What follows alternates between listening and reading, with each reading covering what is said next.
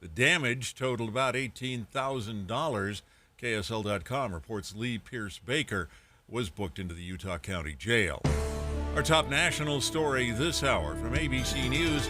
RSV cases have risen in the United States. Now a couple from Oklahoma wants parents to know just how deadly it can be. They had no idea before their 10-day-old baby died. ABC's Alex Stone reports. Elijah Dexter was just 10 days old. Hours after a checkup at the hospital, he died over New Year's as a result of RSV. His heartbroken parents, who are thankful they got Christmas with him, say they have a message for other parents that RSV is real and deadly. Now I see how deadly it can turn fast. He had developed a cough, and then he died. Dallas Dexter saying, I just wanted more people to be aware. Oklahoma Children's Hospital says 17% of its cases right now are RSV. That's up from a month ago. Alex Stone, ABC News. Your money at this moment, the Dow Jones average has been slipping now, down 44 points on the day so far. The NASDAQ is down 14.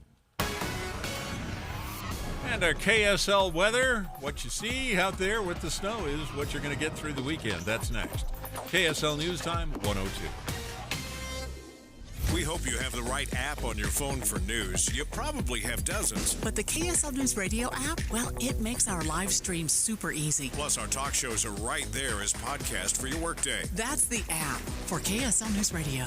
Paid for by government.com. The 1878 to 1921 Morgan Silver Dollar, a true American classic and one of the most iconic silver dollar coins in history. It's been 100 years since the last Morgan Silver Dollar coin was struck for circulation. And now, for a limited time only, full pound bags of original U.S. government-struck Morgan dollars are being released to the public. That's right, you can own a full pound of 1878 to 1921 classic American Morgan Silver Dollar coins, all in very good collector condition with fully visible dates and mint marks, guaranteed. Call 1-800-473-0864 now to secure collector-grade U.S. Morgan Silver Dollars by the pound, struck during the Wild West and the Gilded Age. Plus, receive a bonus American Collector's Pack valued at over $25, free with every order. Call 1-800-473-0864 now to secure your full pound bag of Morgan Silver Dollar coins before they are gone. 1-800-473-0864. That's 1-800-473-0864. If you've ever experienced running out of hot water before your shower was done, or hard water spots on dishes and fixtures,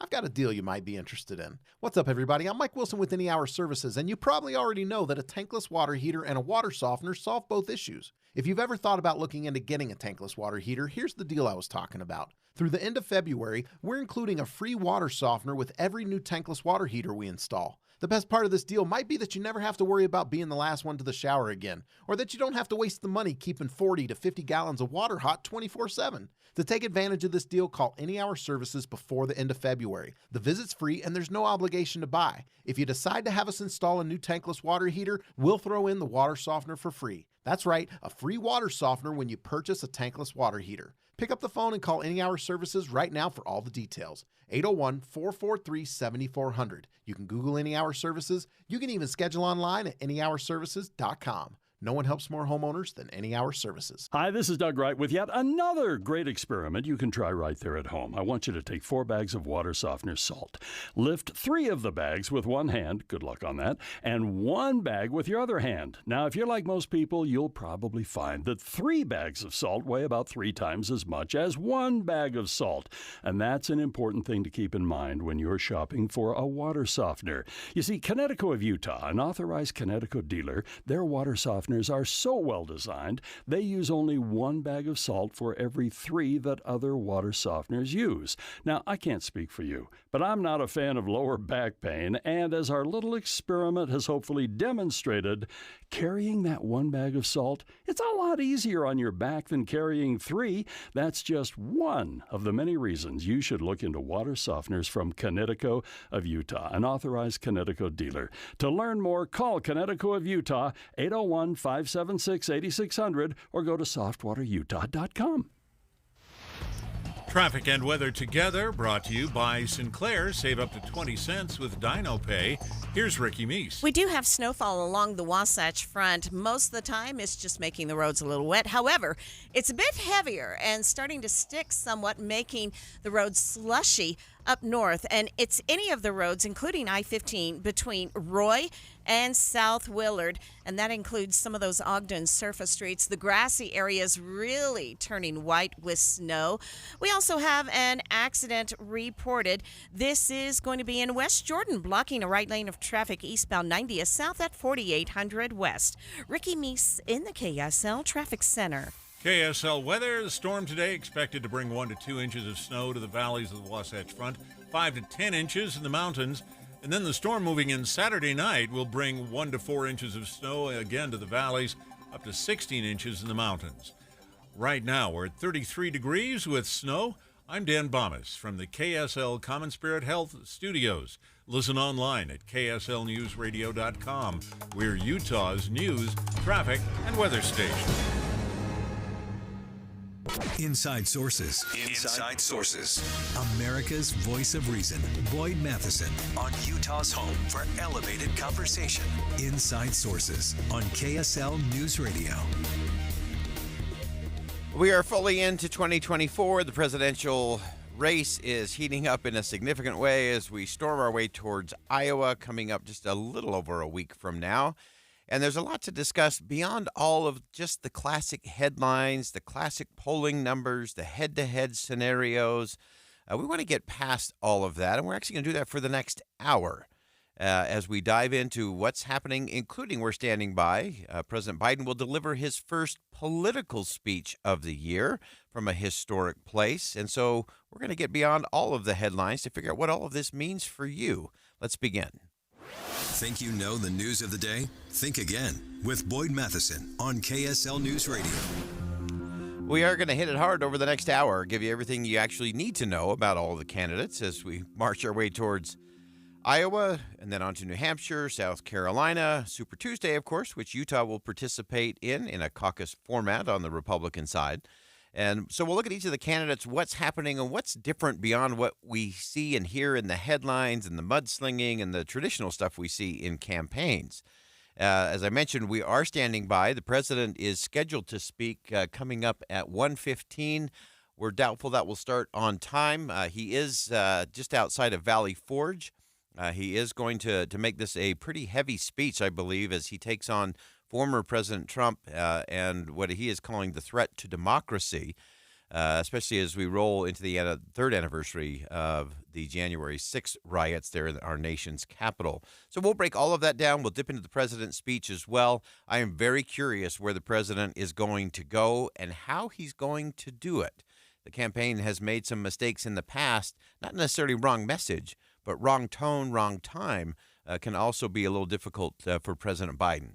But I actually want to start with the Republican side, where last night we had some surprises in two back-to-back town halls that were carried on CNN in Iowa with real live Iowa voters. Radical stuff.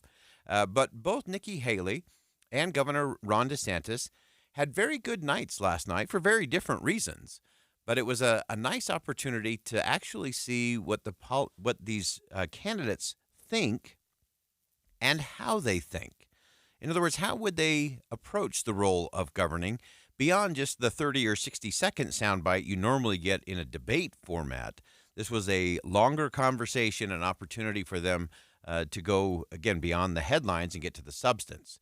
So let's start with Nikki Haley. Nikki Haley spent a significant portion of her town hall talking about foreign policy. That's clearly her strength and a great differentiating factor for her in terms of foreign policy, where she actually can look at where she is alike and different from President Biden, former President Trump, and others that are competing for that nomination.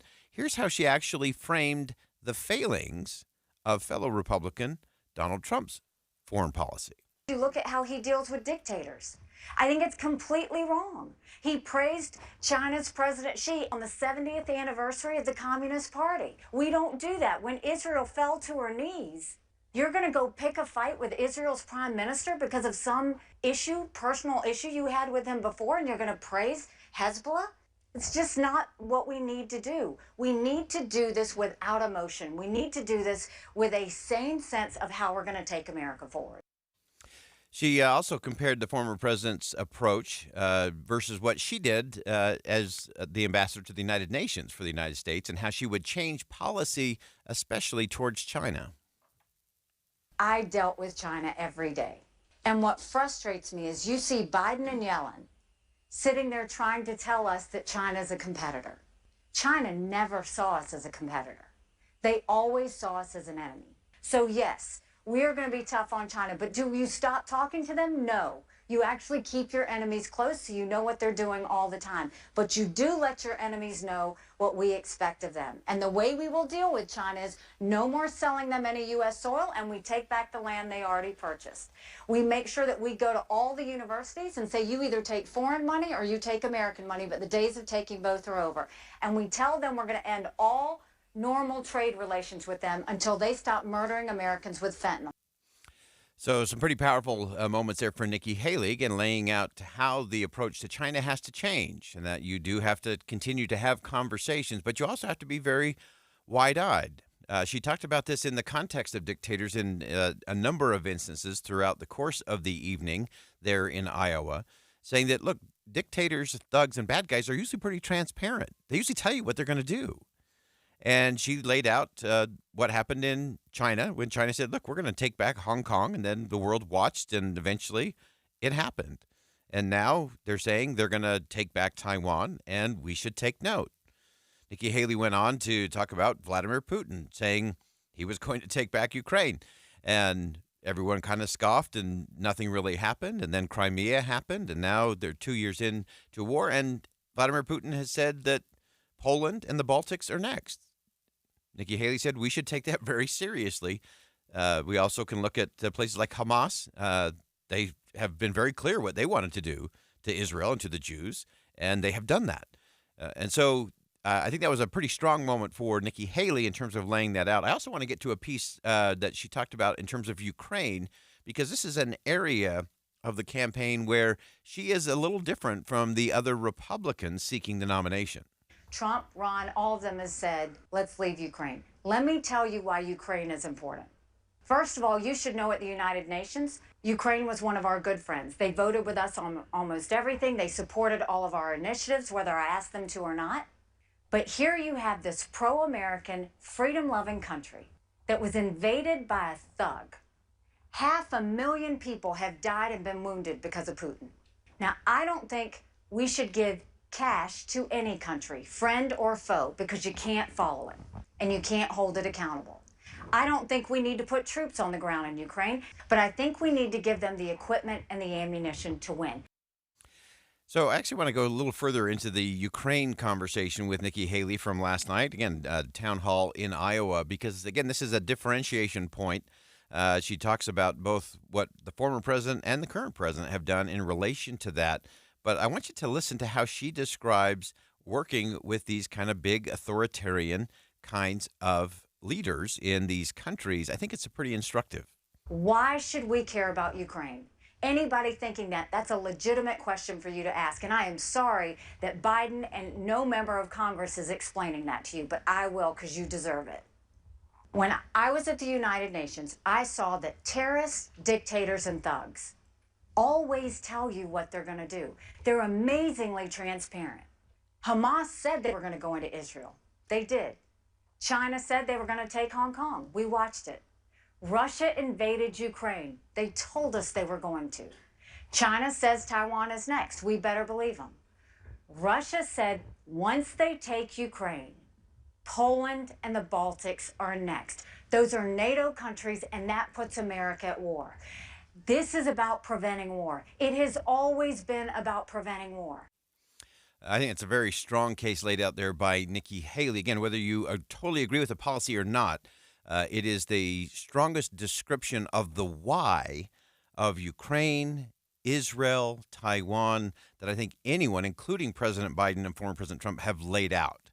I want to conclude this portion of it with Nikki Haley as she closed out how she would set her highest priorities and the mandate she would have heading into the Oval Office. Also pretty interesting. You're going into D.C. with a mandate to stop all the wasteful spending and get inflation under control, a mandate to get our kids reading again and take education back to the basics, a mandate to secure our border, no more excuses, a mandate to bring law and order back to our country, and a mandate of a strong America that we can be proud of. That's what we're doing. That's what I think we need to do. It is time to move past President Trump, and it is time to start focusing on how to strengthen America and do this for our kids and our grandkids. So that was Nikki Haley, town hall in Iowa last night. We're going to step aside for a quick break. We're keeping our eye on President Biden, who will deliver his first major political speech of the year from Valley Forge coming up any moment. We'll also break down Ron DeSantis' night in Iowa last night. I think it was his strongest night. We'll see if it's a trifecta of a strong Nikki Haley, a strong Governor DeSantis, and a strong President Biden in speeches. Stay with us. We'll be right back.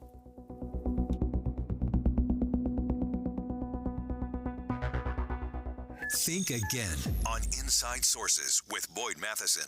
This U.S. Senate race gets better by the day. Elections officials say next week's deadline may catch some by surprise. Congressman John Curtis in studio with us live. This is a major life decision. Democrats say they will run a candidate, but haven't yet said who. Get updates on who's running each morning this week and get analysis on the candidates later in the day. Listen to David Dujanovic at 9 and Boyd Matheson at 1. Your voice, your vote 2024. This week on KSL News Radio. Jeff Kaplan here for my good friends at Advanced Window Products. Jake Weber and Nate Orchard are spreading the holiday cheer with their biggest sale of the year. If the wind whistles through your windows, if you want a fresh new look for your number one investment, your home, call Advanced Window Products and take advantage of this incredible end-of-year sale. Replace all of your windows and frames, and you get $2,500 off. But that's not all. You get a free premium glass upgrade. Insulate your home against the cold with double-pane windows and stylish frames, any style, any color, and they're built custom right here at their headquarters in Salt Lake City for 37 years. They build the windows, they install the windows, and they guarantee them for life. Plus, an additional $2,500 off and a free premium glass upgrade. You can save now, pay later, so take advantage. Call now, Advanced Window Products, 801-850-9100, 801-850-9100, or visit AdvancedWindowsUSA.com. Have you Googled yourself lately? Are there negative posts from an ex-employee or from a former client? Maybe an outdated news article or sensitive personal information about your family? Search engines don't always get it right. But right or wrong, it's your reputation on the line. That's where Reputation Defender by Norton comes in. One of the most trusted names in online reputation repair, Reputation Defender has been fixing people's search results for over 15 years. Their cutting-edge approaches help you to wipe away unwanted information in your search results. They also promote the good stuff so that it rises to the top, helping you put your best foot forward. Your good name is too valuable to leave to the whims of a Google algorithm. Take control with Reputation Defender. You can start by getting your free reputation report card at reputationdefender.com or call 800-401-6681 to speak to an expert. That's 800-401-6681. It's that time of year. Time for the amazing Utah Auto Expo. Friday, January 12th through Monday the 15th at the Mountain America Exposition Center. This is your chance to see the newest cars, trucks, and electric vehicles all at one location. See the luxury vehicle display. See the heartwarming Subaru pet adoption area. Lots to do for the whole family, and parking is always free. It's the Utah Auto Expo. The 12th through the 15th, Mountain America Exposition Center. Go to AutoExpoUtah.com for discounts. Everybody has their own personal reason for why they come to Soda Weight Loss, why they decide they want to lose the weight finally. I mean, my decision was, if I don't lose the weight now, I'm afraid I'm just going to give up and settle for being this unhealthy weight for the rest of my life. But Jim came to it for a different reason.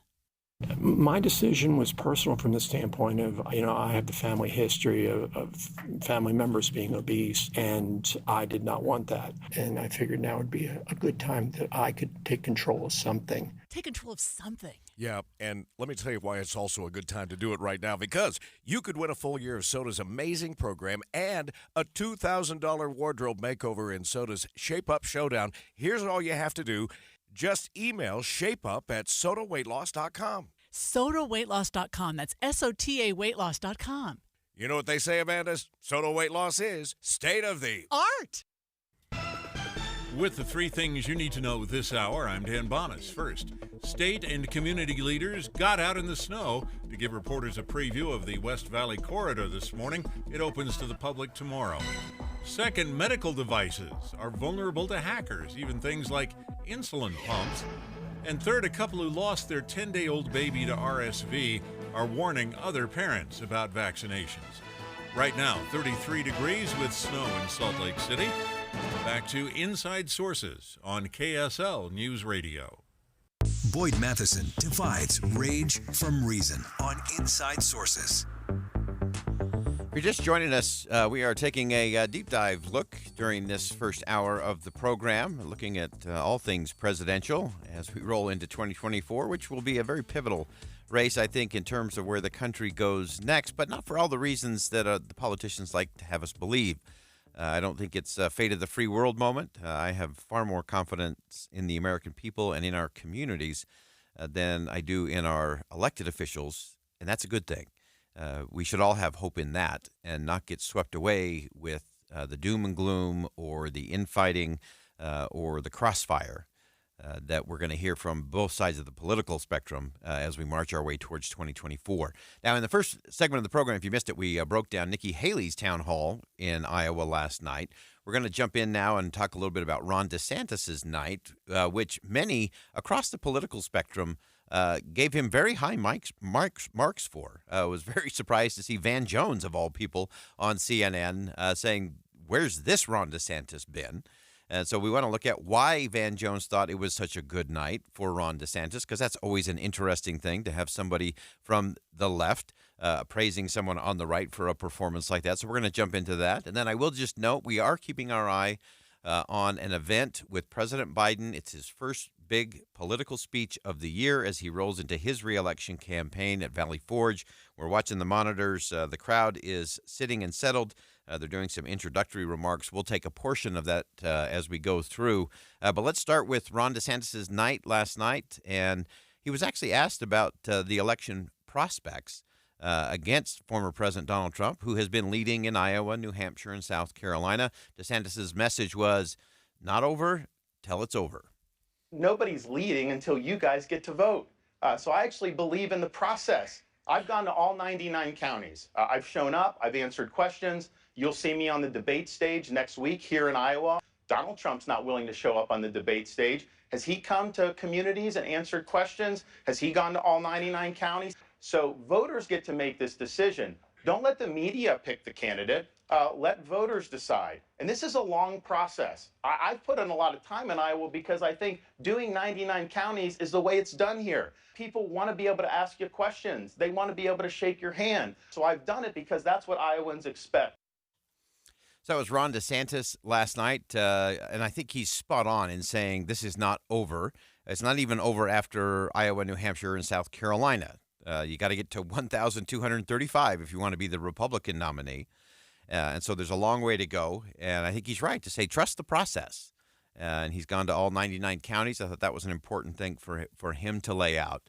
We're going to come back to Ron DeSantis' night in just a moment. But I want to dip in now. President Joe Biden is beginning his address. Again, this is a political speech. This is not a government speech. It's going to be focused on the anniversary of the January 6th riots and the president really making his case primarily against former President Trump as to why he should be reelected. Let's dip in live at Valley Forge. Not individual glory. America made a vow. Never again would we bow down to a king. Months ahead would be incredibly difficult. But General Washington knew something in his bones, something about the spirit of the troops he was leading, something about the soul of the nation he was struggling to be born. In his general order, he predicted, and I quote, "With one heart and one mind, with fortitude and with patience, they would overcome every difficulty," the troops he was leading. And they did. They did. This army that lacked blankets and food, clothes and shoes, this army whose march left bloody bare footprints in the snow, this ragtag army made up of ordinary people, their mission, George Washington declared, was nothing less than a sacred cause. That was the phrase he used, a sacred cause. Freedom, liberty, democracy, American democracy. I just visited the grounds of Valley Forge. I've been there a number of times from the time I was a Boy Scout years ago. You know, it's the very site that I think every American should visit, because it tells the story of the pain and the suffering and the true patriotism it took to make America. Today we gather in a new year, some 246 years later, just one day before January 6th. A date forever shared in our memory because it was on that day that we nearly lost America, lost it all. Today we're here to answer the most important of questions. Is democracy still America's sacred cause? I mean it.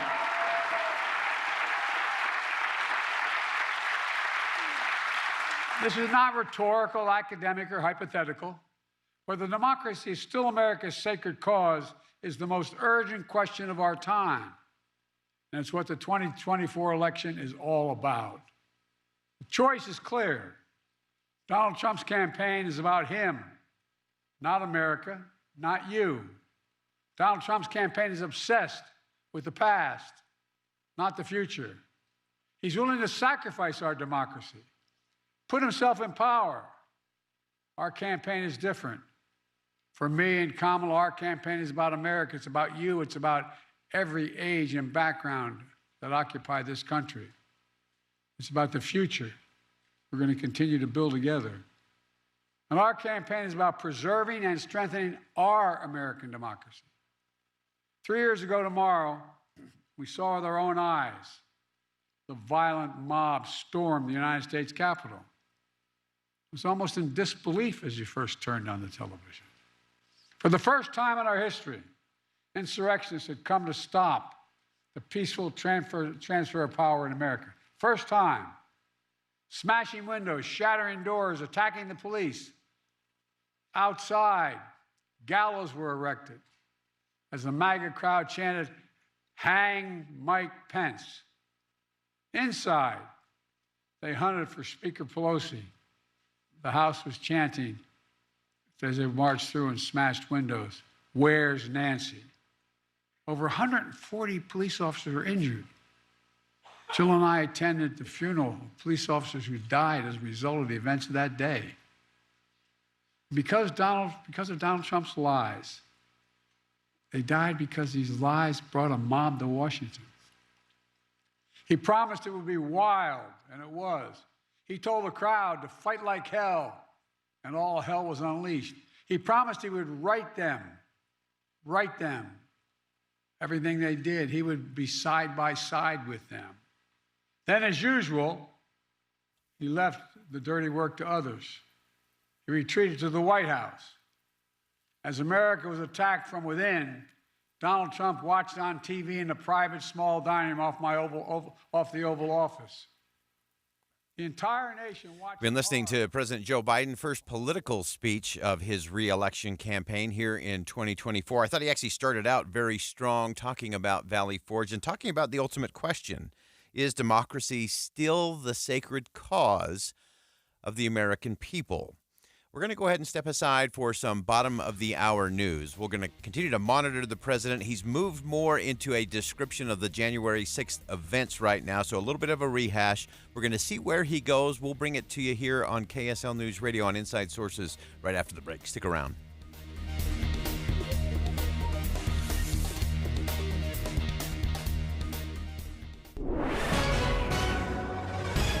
It's 1:30 at KSL News Radio. I'm Dan Bonas. KSL's top local story this hour. 9 candidates are now battling each other to win the Republican nomination for Senator Mitt Romney's seat. Former Utah House Speaker and candidate Brad Wilson joined David Dujanovic this morning. He says we feel the repercussions of government spending here in Utah that will help whoever wins that seat. What I'm excited about the opportunity is we know how government works here. We balance our budget. We solve hard problems. We work together. And having someone back in D.C. with that Utah experience, I think, is going to serve our state and our country really well. Wilson says he's confident a representative from Utah can make changes in D.C. Salt Lake City police have arrested a suspect in a murder in Glendale last weekend. They were called to a report of an unresponsive man on the ground near Wenco Circle Saturday night. Jeremy Robert Martin died at the scene. Video from that scene led them to Vanessa Nicole Johnson, and she's been booked into jail now, accused of shooting the victim after an argument. Our top national story this hour from ABC News: medical devices are more vulnerable to hackers than you might think. KSL News Radio's Alexandria Bonilla has that story. The Department of Justice is warning Americans about just how vulnerable devices like pacemakers, insulin pumps, and defibrillators are to cyber attacks. These cyber attacks are usually done by professional hackers. Phishing and scam emails can get them access to a medical network, connecting them to devices and even larger pieces of equipment like MRI machines and heart monitors. The FBI recommends encrypting medical device data, choosing strong passwords for correlating accounts, and replacing already affected devices if possible. And more than half of all medical devices in hospitals have known vulnerabilities, according to a report issued last year by the FBI.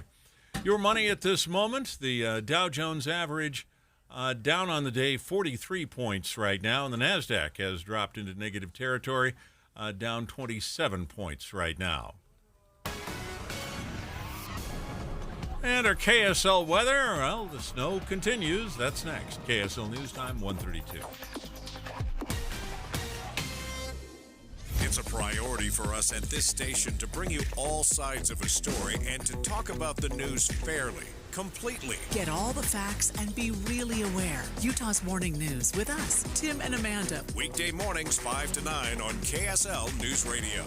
When's the best time to plant a tree? It was 20 years ago. When's the second best time to plant a tree? It's now. I'm Jeff Jr. with Trajan Wealth, and I remember years ago being sent home from elementary school with a small tree in a styrofoam cup. I know some of you can relate. If that was planted, it's now bigger than you are. Your finances are the same way. The best time to get started, or the best time to get a second opinion, is now. And with time and patience, imagine how big your financial tree could be. 20 years ago, if you invested $1,000 in Apple stock, it could be worth over $500,000 today. That is a big tree. Do that for you and do that for someone you love.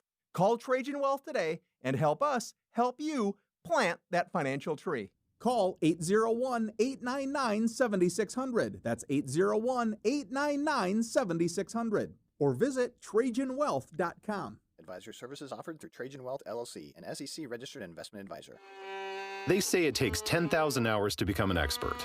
You may not have that kind of time for weatherization, energy efficiency, and appliance rebates, but we do. Dominion Energy's ThermWise program has experts who know where and how to save money. They help homeowners and businesses find simple ways to conserve natural gas and rebates through upgrades that may help to save even more. We put our energy into helping you conserve it, so you can spend your 10,000 hours becoming an expert in what matters to you. Start with a home energy plan at thermwise.com. We all make resolutions this time of year, and let's face it, most of them won't stick. But here's one that's not only easy to keep, but will help you feel healthier all year long. Navage. Navage provides quick, drug-free nasal relief by washing saline in one nostril, around the back of the nose, and out of the other nostril. This time of year, when everyone is sick, Navage helps by sucking out germs, bacteria, and viruses trapped in our noses that cause us to feel miserable. And come allergy season, it does the same with dust, pollen, and other allergens. And unlike medications that can take time to help, if they're effective at all, Navage helps treat congestion symptoms in seconds flat, without drugs. This New Year's, resolve to use drug-free Navage to help you breathe easier, sleep better, and feel healthier all year long. Ask for Navage at Walmart, Walgreens, CVS, Rite Aid, Target, or find us online at Navage.com. Navage, N-A-V-A-G-E. Clean nose, healthy life. Getting help with electrical repairs is easier than you think. All you have to do is call Any Hour Services or schedule an appointment at anyhourservices.com. No one helps more homeowners than Any Hour Services. Traffic and weather together brought to you by Sinclair. Save up to 20 cents with DinoPay. Here's Ricky Meese. Snow flurries along the Wasatch Front, keeping road surfaces wet, but heavier snowfall definitely coming down now. It's affecting all roads anywhere from Willard Bay down to about Clearfield. And even on I-15, it's taken a toll. We have a crash on southbound I-15 by Willard Bay. Those vehicles are over to the left. Also, an accident in the valley in Salt Lake County. This is at the ramp from eastbound I-80 to go southbound on I-215's west belt over to the left shoulder. Ricky Meese in the KSL Traffic Center.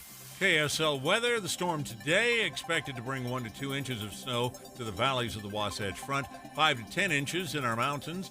Another storm moving in Saturday night will bring 1 to 4 inches of snow in the valleys, up to 16 inches in the mountains. And right now, we're at 34 degrees with snow. I'm Dan Bomas from the KSL Common Spirit Health Studios. Listen online at kslnewsradio.com. We're Utah's news, traffic, and weather station. Inside Sources, an inside look at 2024 presidential politics.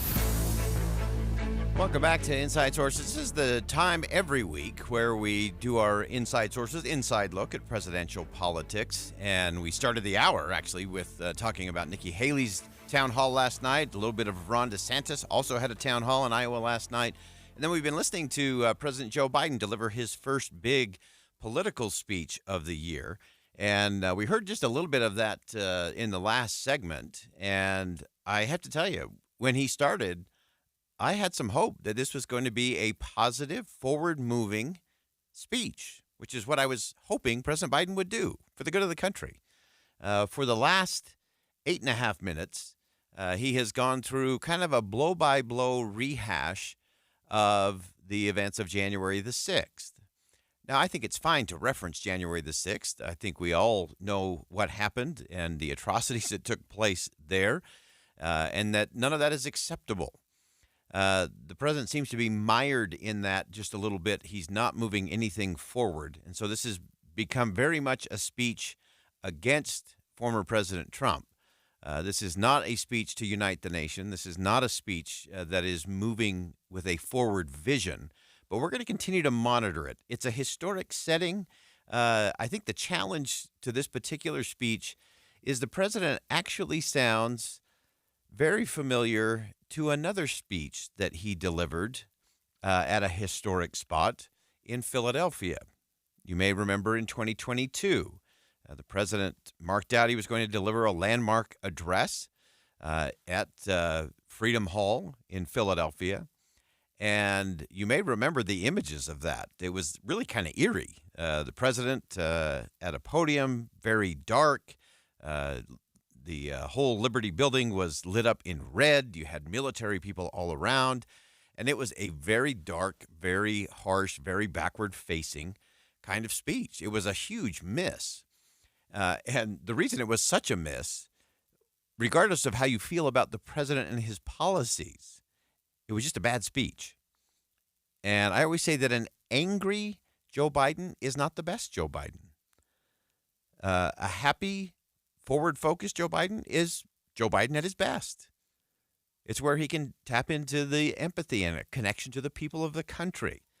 The speech he's delivering right now is much more reminiscent of his Philadelphia angry speech about the future of democracy than it is a sitting on a hill positive forward vision for what the country could be in the years ahead.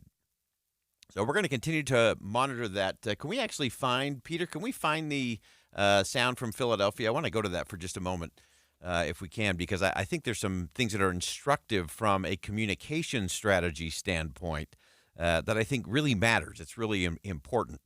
And so if you look back to that speech that the president delivered back in 2022 around this kind of this angry tone, it's sort of where he seems to be headed in this one. And I don't think that's helpful to the president. I don't think his people are being helpful to the president in terms of his reelection campaign. Do we have that teed up? Okay. So let's go to this first cut there from President Biden's speech. This was back in 2022 in Philadelphia. MAGA Republicans believe that for them to succeed, everyone else has to fail. They believe America is not like I believe about America. I believe America is big enough for all of us to succeed. And that is the nation we're building, a nation where no one is left behind. So, again, that was from Philadelphia in 2022. I want to go to one more cut from that speech. Again, this is President Biden in Philadelphia 2022. But democracy endures only if we, the people, respect the guardrails of the republic. Only if we, the people, accept the results of free and fair elections. Only if we, the people, see politics not as total war, but mediation of our differences. You can't love your country only when you win.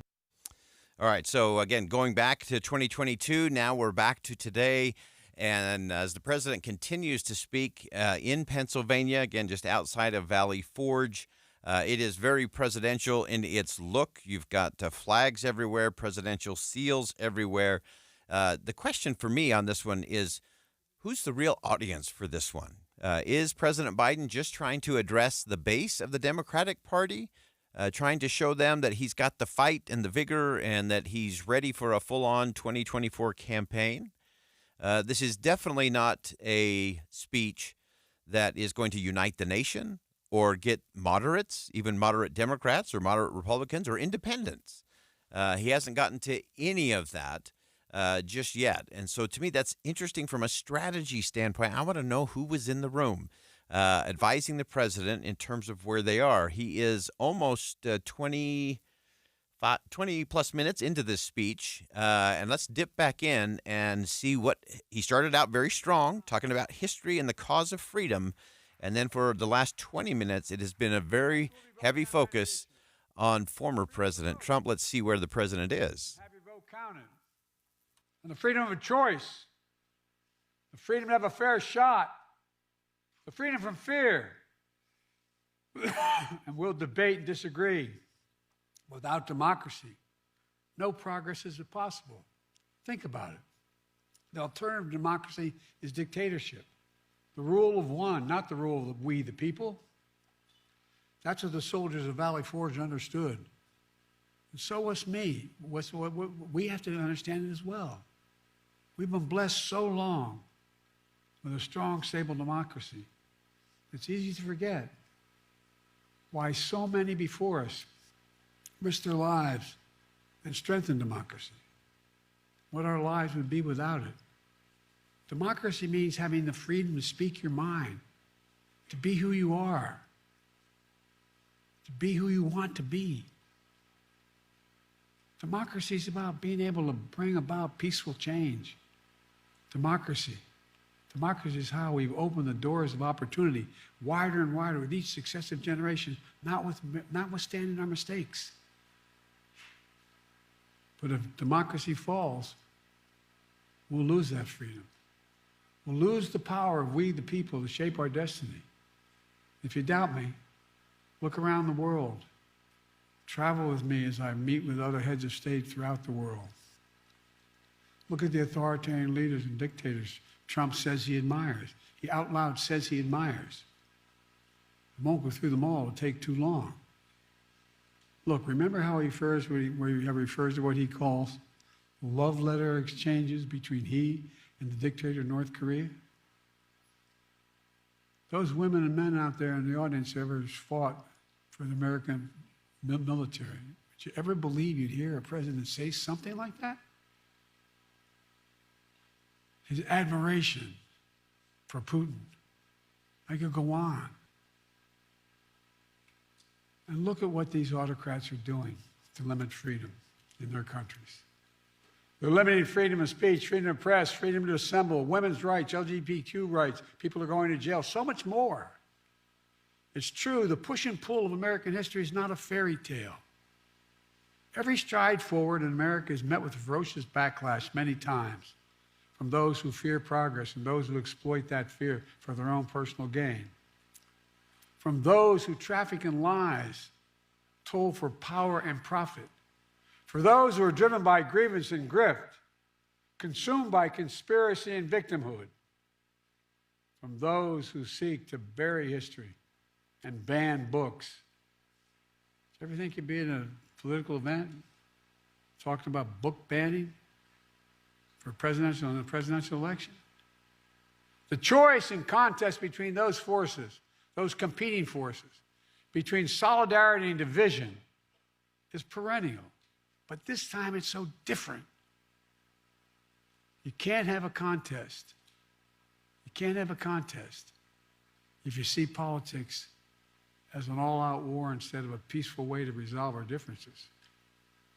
All-out war is what Trump wants. That's why he doesn't understand the most fundamental truth about this country. Unlike other nations on earth, America is not built on ethnicity, religion, geography. We're the only nation in the history of the world built on an idea. Not hyperbole, built on an idea. We hold these truths to be self-evident, that all men and women are created equal. It's an idea. Declared in the Declaration, created in a way that we've viewed everybody as equal and should be treated equal throughout their lives. We've never fully lived up to that. We have a long way to go. But we've never walked away from the idea. We've never walked away from it before. And I promise you, I will not let Donald Trump and the MAGA Republicans force us to walk away now. Been listening to President Joe Biden as he makes his first political speech of the 2024 election cycle. And really an interesting mixed bag there. We're going to break it all down. I think the president had some very nice moments. His obsession with the former president and framing everything around that, I don't think is good political strategy. Again, whether you love the president or not, how he's going about this is really interesting. We're going to break it down as he continues his speech, and we'll dip in if there's any more coverage. We'll go ahead and step aside for a quick break. When we come back, more on presidential politics 2024 here on Inside Sources on KSL News Radio.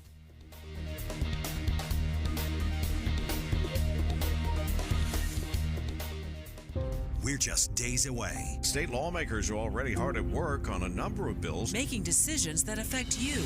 Utah's 2024 legislative session starts in January. Get updates on every bill with Tim and Amanda mornings and Jeff Kaplan afternoons. Eye on the Hill 2024 on KSL News Radio.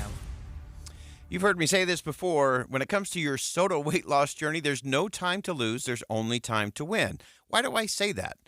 Because the results don't lie. SOTA weight loss, SOTA, stands for state-of-the-art weight loss because it is state-of-the-art, and I can say that because the results don't lie, and I've experienced it for myself. I lost 37 pounds in just 90 days, and I can't believe it. I'm 2 years into this journey now. I've never felt better, never felt stronger, and it's all because of SOTA weight loss, and it's so simple. And you can win with SOTA weight loss now, too. You could actually win an entire year of SOTA's amazing program, and get this, $2,000 wardrobe makeover, which you're going to need.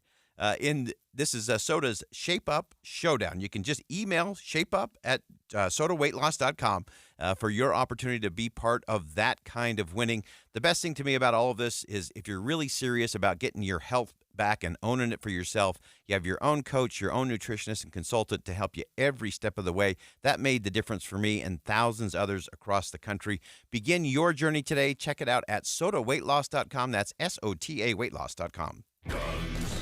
Rocky Mountain Gun Shows. Don't miss the Rocky Mountain Gun Show January 6th and 7th at the Mountain America Expo Center in Sandy. 2 semi-truckloads of wholesale ammo with no limit on quantity. Get 500 rounds of 9mm ammo for $95 and 1,000 rounds of .223 for $395. Shop our massive selection of firearms, mags, knives, and outdoor equipment. It's the Rocky Mountain Gun Show, so you know it'll be good. Rocky Mountain Gun Shows.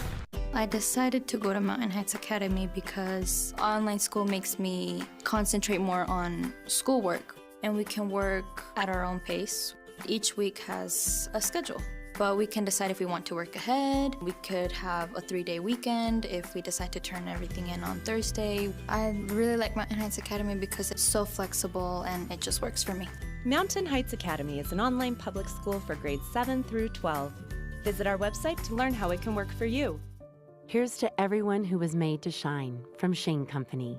To wearing your lucky gold chain to the game, to receiving your first communion in your new pearls. Here's to getting down on one knee, to recommitting to forever, to saying yes to something sparkly just for you, just because. Here's to your first set of diamond studs, to the family heirloom you'll never take off. Here's to lighting up the room like only you can.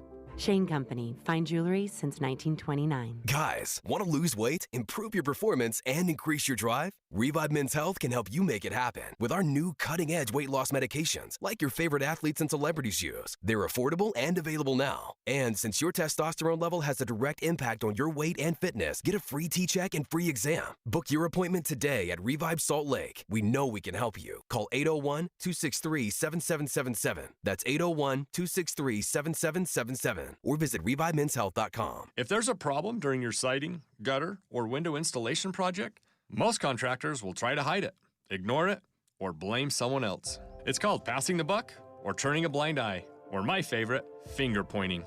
My question is, where is the accountability? Tim Jr. here from RGS Exteriors, and look, sometimes problems just happen, no matter who you hire. Maybe the wrong color siding gets delivered, despite the order being placed perfectly. Or maybe a downspout gets cut short. Honestly, it could be anything. At RGS Exteriors, mistakes are rare. But if something goes wrong, I can absolutely, positively, 100% guarantee you we'll never hide it and we'll never pass the buck. We'll make certain everything turns out right for you. That's people over profits. That's the RGS Exteriors way. For a free estimate on siding, gutters, or windows, call 801-280-3110, rgsexteriors.com, rgsexteriors.com. Visit the contest page on KSLNewsRadio.com. This week, win $250 cash. That's right. We're giving you a chance at New Year's cash just for subscribing to our text database. Or win lower bowl tickets to an upcoming jazz game. Catch select jazz games right here on KSL News Radio. Plus, win tickets to the Piano Guys, coming September to the Sandy Amphitheater. What are you waiting for? Text the word contest to 57500 or go to KSLNewsRadio.com/contests. At Social Security, we are always thinking of ways to save you time and make things easier. That's why we created My Social Security.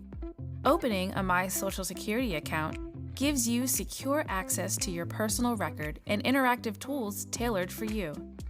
You can see if you are eligible to receive benefits, view spousal benefit estimates, and compare retirement benefit estimates at different ages or dates when you want to start receiving benefits. Already receiving benefits? Use your account to change your address, set up or change direct deposit, get a proof of income letter, and more. In most states, you can also request a replacement Social Security card. Save time. Go online. Open a My Social Security account at ssa.gov/myaccount. Social Security, securing today and tomorrow. Produced at U.S. taxpayer expense. With the three things you need to know this hour, I'm Dan Bonas. First, one of the first Republicans in the race for the U.S. Senate from Utah says he's okay with all the other candidates getting in the race before the deadline. Second, Salt Lake City police have arrested a suspect in the murder of a man in Glendale last weekend. And third, hackers can get access to all kinds of medical devices, even things like an insulin pump. Right now, 34 degrees with snow in Salt Lake City. And back to Inside Sources on KSL News Radio. Inside Sources, an inside look at 2024 presidential politics. Well, every Friday we take a little extra time to do our Inside Sources inside look at presidential politics. We've been doing that for the entire first hour today. We looked at what Nikki Haley had to say in a very strong performance at a town hall in Iowa last night. A little bit from Ron DeSantis, who also had a town hall and probably one of his strongest performances on any stage during the course of his run to become the Republican nominee. And we've been tracking President Joe Biden, who's given his first political speech of the 2024 year at historic Valley Forge. And he's coming towards the end of the speech now. He's been 30 minutes plus into this. And it's an interesting combination of things. He's had a little bit of history, with a lot of MAGA Republican Donald Trump references throughout. And it is just very interesting to me. Even if you were just listening and had no backstory, you can tell the difference when the president is talking about history or when the president is talking about the future and his vision for the future, and when he is just talking about Donald Trump and what he loves to term as the MAGA Republicans, a pejorative. It's very different. I don't think it's comfortable for President Trump to go down that path, and yet his advisors continue to put him on that path for long stretches of this speech. He loses momentum. He loses energy. It doesn't seem like he's quite there.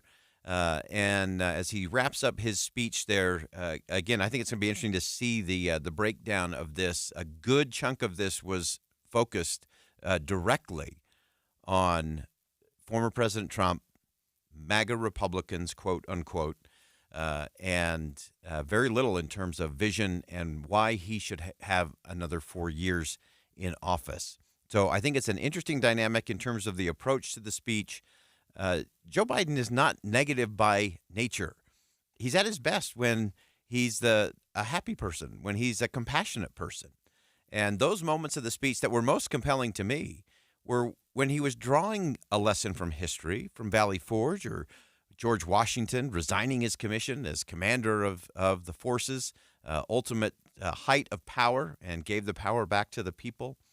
But then when he makes these jarring pivots, I don't think there's anybody in the country who thinks that George Washington and the former president are the same or on equal footing. Not a reality. And so the question is, what's the purpose? Where does this go? And often, as is the mistake in politics, is people worry about the delivering of the speech, which is not what it's really all about. It's what's the conversation after the speech? What's the headline? And so as we look at that and as we follow that, we're going to see what comes out of that. Is it that democracy and freedom are on the ballot? Is it that the former president is a threat to the future of democracy? Is it that MAGA Republicans are the problem with the country and an existential threat? Those are the messages that we're going to track and follow as we break this all down, as we move it all forward. So a really interesting day in presidential politics. Of course, a host of other things taking place over the course of this week. Of course, we had Robert F. Kennedy Jr. in the state of Utah wrapping up his signature gathering and getting access to the ballot. That's an important thing on the presidential front.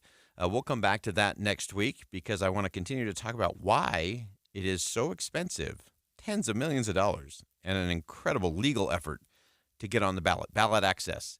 And is it just that the two political parties have made it almost impossible for anyone else to threaten their control of the levers of power? And so you almost end up with a monopoly, a two-headed monopoly with Democrats and Republicans, but really one and the same in the end, trying to hold on to power. So we'll continue to track that. We'll watch all of the other candidates as they crisscross the country, particularly Iowa, New Hampshire, and South Carolina. When we come back on Monday, of course, we'll be 1 week out from the Iowa caucus, and the eyes of the nation will definitely be on the Hawkeye State, seeing how that plays out on the Republican side. We'll also look at Chris Christie, where he goes with his campaign. I think he moves along pretty well through New Hampshire, and then he'll have some decisions to make in terms of what the path forward is marching towards Super Tuesday. So we'll continue to follow all of that, break all of that down, because that's what we do on Inside Sources to help you get past just the headlines of it, get underneath the strategy, the nuance, and most importantly, the principles of it all, because that is what actually unites us as a nation.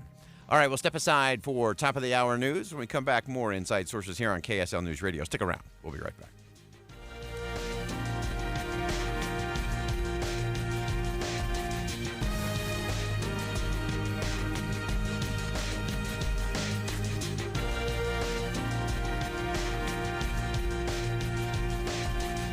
KSL FM Midvale. KSL Salt Lake City. From the KSL Common Spirit Health Studios, this is KSL News Radio.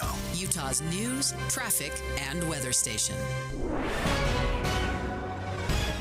It's 2 o'clock at KSL News Radio. I'm Dan Bomas. KSL's top story this hour, the suspicious fire that tore through an expensive home in Orem will likely take months to have a more clear cause determined by investigators. They say that fire was started intentionally. KSL News Radio's Amy Kobe reports. The whole process is very scientific, according to Joseph Bach, a fire investigator with a private company. We developed a hypothesis of what happened, and then we test that hypothesis. The house in Orem was worth an estimated $4 million, even though it was still under construction. Bach says state and local fire investigators will also work with insurance companies. If they have any inkling that there is cause to be concerned about how the fire started, they will exhaust every avenue they can to get the facts and find the truth about what happened. Amy Kobabe, KSL News Radio. Our top national story this hour from ABC News. President Biden on the campaign trail today, speaking in Bluebell, Pennsylvania, just a day before the third anniversary of the January 6th riot at the U.S. Capitol. President Biden saying former President Trump's campaign is all about Trump and not the future. Today, we're here to answer the most important of questions. Is democracy still America's sacred cause? The president said January 6th marks a day when the country nearly lost it all. Your money at this moment, the Dow Jones average up 25 points now as we near the close of trading. The NASDAQ is up 13 points. And we're just seeing more snow come down, and we will through the weekend. That's next. KSL News Time, 2:02.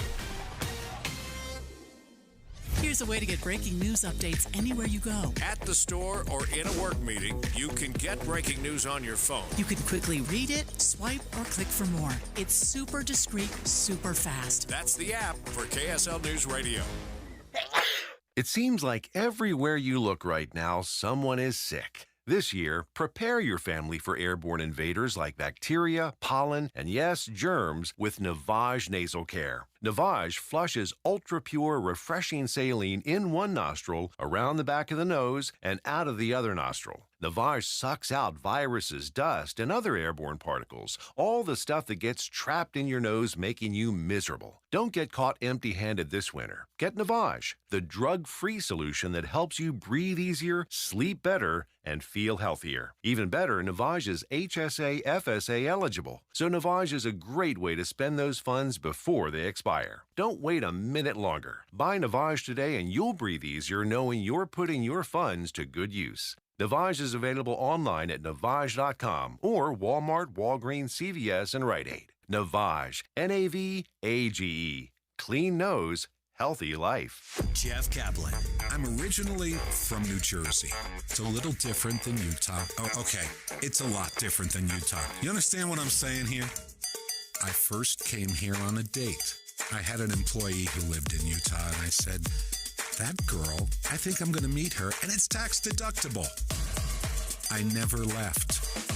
I've never left. I've been here for going on 15 years now, and we've been married for 12. I've been around the block in the radio business. I've worked for a lot of major companies. There are none with the commitment to the community that I found at KSL. There are none with the camaraderie of the staff that I found at KSL. And there are none with the commitment of management and the company to the safety, the health, the welfare of their staff. And I just love this place. Ride Home with Jeff Kaplan, weekdays 3 to 7 on KSL News Radio.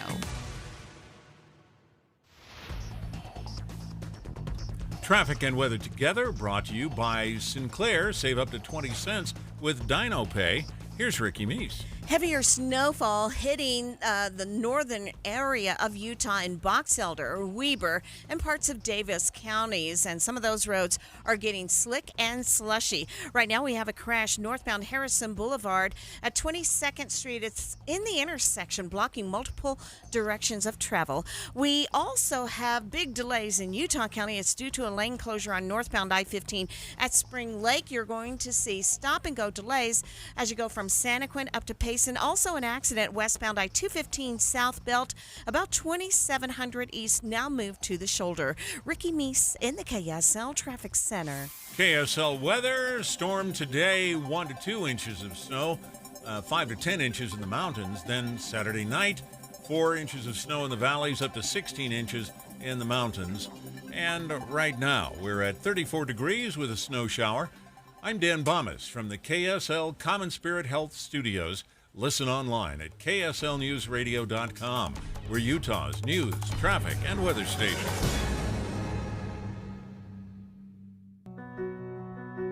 Victor deployed for the first time to Afghanistan in 2003. At 4 in the morning, my phone rang. They said, "I regret to inform you that your husband was wounded in action." Victor sustained a moderate traumatic brain injury. I was doing school full-time, and I was also then caring for Victor. One of the most important elements of caregiving is taking care of yourself. I just didn't want to forget that I also had goals and that I also had a life. What I did is I challenged Victor to meet me halfway. There are almost 6 million military and veteran caregivers across the nation. We have our own journey, and we can fulfill that journey at the same time that we are helping our loved one. Visit aarp.org/caregiving for a free military veterans guide to navigate your caregiving journey and better care for your loved one and yourself. Brought to you by AARP and the Ad Council. Do you worry about how much someone drinks? Do you feel angry or depressed most of the time? Do you feel neglected or unloved? Do you feel you attract people who tend to be compulsive or abusive? Do you have money problems because of someone else's drinking? Are you afraid or embarrassed to bring your friends home? Do you feel that if the drinker loved you, she or he would stop drinking? If you answered yes to any of these questions, you are not alone. More than half of all adults have a family history of alcoholism. Not everyone trapped by alcohol is an alcoholic. Families and friends are suffering too. Al-Anon and Alateen can help. Call 1-866-200-0223 or visit alanon.org/help. Inside Sources. Inside Sources. America's voice of reason. Boyd Matheson on Utah's home for elevated conversation. Inside Sources on KSL News Radio. Well, it used to be that the saying was there are two things in life that you can count on, death and taxes. I think we've been able to add over the last 8 years. One other thing you can always count on is disagreements in Congress about death and taxes. This month, for the first time in a long time, there may actually be some bipartisanship when it comes to tax deals, tax credits. Let's find out what that's all about beyond the headlines. Let's begin. Think you know the news of the day? Think again with Boyd Matheson on KSL News Radio. Well, it seems like disagreement about taxes has become even more certain than death or taxes these days in Congress. But very interesting, 2 senators and 2 representatives are trying to hammer out a compromise that would do something very interesting in a bipartisan way. The first component of that would be that it would extend the 2017 Trump tax cuts, and they would do that in exchange for giving bigger tax credits to parents with children. So they've been negotiating this. Time is always ticking, of course, in Washington, D.C., especially in an election year. And the further you tend to go in an election year, the less likely you are to get a bipartisan deal done. That's been the sad reality over the last several election cycles. And so I wanted to dig into this just for a minute because I think it's an intriguing group that has come together to say, okay, what if we extend some tax credits and we improve, or we keep some tax cuts and we extend some tax credits? And then, of course, there's the big question, how do you pay for all of that? We'll come to that in just a second. So the players in this, the Senate Finance Committee Chairman Ron Wyden, Democrat from Oregon, House Ways and Means Committee Chair Jason Smith, who's a Republican from Missouri. They've been the lead negotiators on all of this. They've been joined in that effort by Representative Richie Neal, a Democrat from Massachusetts, and Senator Mike Crapo from Idaho, Republican just to the north of us. They've agreed on a tentative framework, according to the 2 Democrats and 2 Republicans who've been involved in these negotiations. And so here's the basis of what they're going after. The idea is that they will write a bill that will probably be about $100 billion bill. I know, it's just $1 billion here, $1 billion there, $100 billion.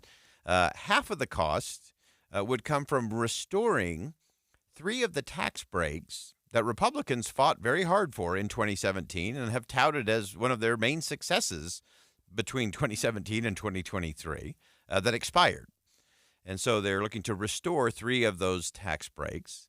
On the other half of this $100 billion bill would be increasing the child tax credit. And then, of course, the big question that I have for all of this is, while that sounds nice, and no one loves a good compromise like I do, as long as somebody knows where the money's coming from. Because if all we're really doing is just a little bit of circular money here, it ends up hurting the poor and the most vulnerable the most, which, as we've been noting all week this week, that's how you get $34 trillion in debt, which is where we are as a country. And if you want to do the easy math on that portion of the program, if you have an extra $100,000 lying around, actually, if you have $100,000 for each member of your family that you're willing to contribute, if every American, just out of the goodness of their hearts, contributed $100,000 to the government, we could retire the national debt, and problem would be solved for about a nanosecond until Congress starts spending again. We have a spending problem. That's the real issue. So the interesting thing to me in this particular package, again, I think it's a good idea. I think there are some good merits to this, both on the child tax credit side as well as extending some of the tax breaks going back to 2017. But again, the question is, where do you find the money? They've actually put forward some ideas. Senator Wyden, again, Democrat from Oregon, said one possibility is ending the employee retention tax credit, which kind of came through the pandemic era. It was an incentive that businesses had to keep workers on the payroll during the course of the pandemic. So getting that back off the books would be one way to offset some of the cost. That's a good thing. And they haven't really decided the path forward yet. Democrats are pushing to pass legislation by the end of the month because, of course, the American people are going to start filing their taxes. And if they could get more of a tax credit or if they could possibly lay claim to some of those other tax breaks, that would be beneficial. But, again, I think that's going to be a big bite and a long chew. It's a pretty tall order to try to get that all done and to President Biden's desk by early February. But I love the fact that we've got Democrats and Republicans having a different kind of conversation when it comes to spending, tax credits, and tax cuts. I think that's an important part of the process. How do we actually keep the economy rolling? How do we help families that are struggling? Those are worthy conversations to have. And then I think in conjunction with all of that, we need to make sure that we're going to make sure that we actually are providing relief where it's needed the most. One interesting side note on that, Senate Majority Leader Chuck Schumer said he was open to the idea of this deal as long as he could get a commitment from the Republican Speaker of the House that the House would be willing to take it up as well. In other words, Senator Schumer saying, let's not go down this rabbit hole if it's really just a dead end. I don't want to waste time in January, February, and March on something if there's no shot that the House would actually take it up and potentially pass it. So I think that's the big challenge there. And again, all of this, I think, is an interesting way to balance some of the tax incentives for large corporations and wealthy Americans, at the same time extending those child tax credits to hardworking families across the country. I think that's an interesting way to go about all of that. So, again, one thing is certain in life, the two things, death and taxes are certain, and sadly, the third rail of that has become conflict in Washington, D.C. Perhaps over taxes and tax credits, the Democrats and the Republicans might be able to find a little bit more common ground and at least get to the beginning of a different kind of conversation when it comes to the finances and funds in our nation's capital that ultimately impact all of us. And again, if you just happen to have an extra $100,000 lying around for every member of your family, you can contribute that to help us retire the $34 trillion of debt that the government has racked up that all of us are going to be on the hook for. So a lot to think about, a lot to get past the headlines on We'll step aside. Stick around. More Inside Sources coming up next.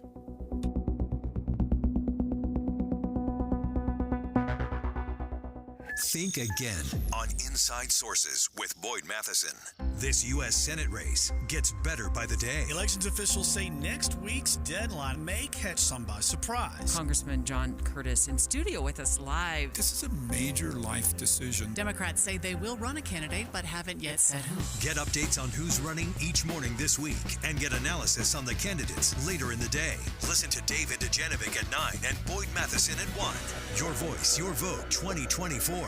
This week on KSL News Radio. There are so many things that set Euromax cabinets apart from any other cabinet provider. The details can be a bit overwhelming, but let me give you a small sample. Each of their boxes are made from laminate with high-strength pressed wood core. They band all 4 edges of each piece using a waterproof and heat-resistant PUR glue that's the best in the industry. Their process virtually eliminates water damage, chipping, and greatly extends the life of your investment. Their LED lights are inset flush, so they look amazing wherever you put them. Whether it's inside glass cabinets, under the wall cabinets, or in the toe kicks, nothing adds a more luxurious feeling than lighting done correctly. When it comes to the face of your cabinets, the sky's the limit. They have access to all the cutting-edge products in the market. Simply put, the finest cabinet to be built and installed in the state of Utah. Go see their showroom in Pleasant Grove or start shopping their product at EuromaxFurniture.com. That's EuromaxFurniture.com. Euromax, built for you. If you suffer from ugly yellow toe fungus, please listen closely. Toe fungus is not just an embarrassing cosmetic issue. It can be the sign of an underlying health problem, and if left untreated, can also be dangerous. Even a small spot can spread and get worse. But conventional treatments like foot soaks, prescription drugs, and laser treatments don't get to the root of the problem and are no match for drug-resistant fungi. But researchers have developed a new and different at-home treatment, and now thousands of people have finally ended their struggle with toe fungus. It's called Crystal Flush, and it's now available to try risk-free for 60 days. This is a limited-time offer that's not available in stores. Go to crystalflush.com. That's crystalflush.com. You no longer have to let embarrassing toe fungus ruin your life. But don't wait. Try it risk-free at crystalflush.com. That's crystalflush.com. Are you one of those people?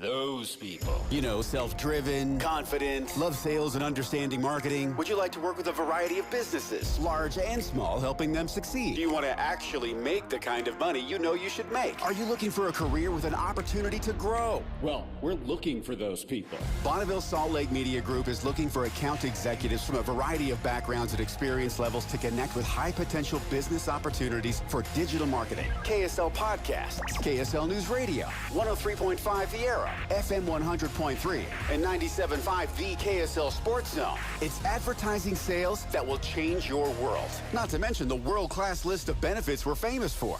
You'll work in person and remotely in a dynamic team culture with opportunities to reach audiences both locally and globally. If this is the kind of work that interests you, text careers to 57500. That's careers to 57500. Text careers to 57500. Social Security is with you through life's journey from birth to retirement. As your life changes year to year, so do your needs. For over 80 years, Social Security has helped to meet your needs and is committed to improving access to the services that make a difference in your life.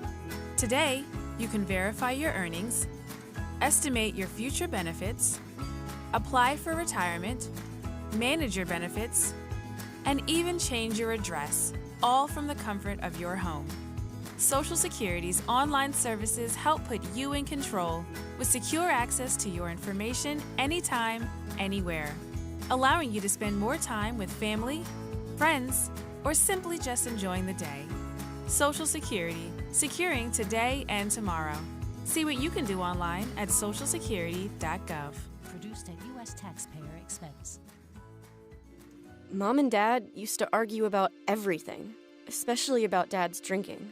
It drove me crazy. It got so bad, I couldn't do my homework. I couldn't concentrate. I absolutely refused to let any of my friends come to our house for any reason. I would have been humiliated if anyone found out how much my dad drank, and how loud my mom screamed at him. My family went from totally crazy to quiet, calm, and even peaceful. The only thing that happened is my mom started going to Al-Anon family groups. Her relationship with my dad really changed. I asked Mom if she would take me to her Al-Anon meetings or to Alateen. I wanted to see if I could have a better relationship with my dad. I'm sure glad I did. If someone's drinking troubling you, you might be surprised at what you can learn in an Al-Anon or Alateen family group from people just like you. Call 1-888-4-ALANON or go to alanon.org. With the three things you need to know this hour, I'm Dan Bomas. First, could be months before fire investigators have a clear picture of exactly what started a fire at a $4 million home in Orem. Second, state officials were showing off the new West Davis Highway today in spite of the snow. And third, in the first major speech of his re-election campaign, President Biden called out former President Trump, said democracy in our country is in danger. Right now, 33 degrees in Salt Lake City, and back to Inside Sources on KSL News Radio. Get deeper insights on the news from Inside Sources. Welcome back to Inside Sources here on KSL News Radio. It's great to be with you today, as always. And as we look at higher education coming under the microscope for a number of reasons lately, very few of them in the good category, we want to dig into this just a little bit more. And I actually want to start this segment by going back to a conversation we had with Richard Reeves, who's actually founded a new group to tackle something very interesting in higher education, and that is the gender gap. And it's, as often is the case on this show, it's not what you think. It's time to think again about what that gap is and what it actually looks like. Take a listen. It's one of the things most frustrating about this debate, frankly, is that somehow if you're identifying problems that a lot of boys and men are having, that means that we don't still think there are problems facing many women and girls. Right. There clearly are, and much more work to do in many areas of society for women and girls. It's not a zero-sum game. It's a false choice. And as we often say, the fake fight and the false choice always gets us into trouble. And so when we look at higher education and a drop in male success at universities, that the gender gap that we saw back in the 70s has kind of flipped from a gender gap against females to now against males in terms of who's not performing.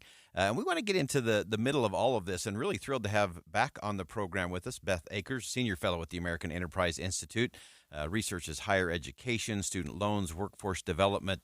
Beth, welcome back to the show. Hi, thanks for having me back. You've been diving into this. It was fun to kind of go back and rethink our conversation with Richard Reeves. We know he's been very busy on this particular issue. You've been really digging into this as well. Give us some just framing in terms of what is the present reality when it comes to higher education and the challenges that many men are facing in higher ed. Well, it's sort of the gender gap, but backwards. I think, like, if you were to poll people on the street and say, who do you think is enrolling in college at higher rates, who's performing better, who's graduating at higher rates, you would maybe guess men, or at least someone from my generation would. But the reality is that the women are enrolling at higher rates. Over 60% of new enrollment is females. We're also seeing that women have higher GPAs. The deficit is about 15% relative to men. And then, once they're enrolled, we see that, failure to finish is actually pretty common, but it's actually far more common among men. So women are really doing quite well when it comes to their achievement in higher education. And it's almost like the system that we have is working well to, match this particular strengths that women tend to have on average, and maybe less so men. So it's kind of an interesting topic to dive into because it's one that a lot of people don't really want to hear. Yeah, and it is one of those think again moments of, wait a minute, that's not what I thought it was going to be. And so help us understand that a little bit, unpack that a little bit in terms of why are we seeing that trend and why is that gap growing in higher ed? Well, so we have seen this gap growing for a long time. And I think that there were a lot of forces working against women and girls in their education that we sort of tackled head on in terms of, making sure that they stayed engaged with STEM, building confidence, or eliminating barriers that existed for men. And I honestly think what's happened, and I think Richard might agree with this too, is that what we're seeing is that the aptitudes that women have relative to men, again, on average, tend to be the types of aptitudes that would have them succeed in our higher education system as it is designed today.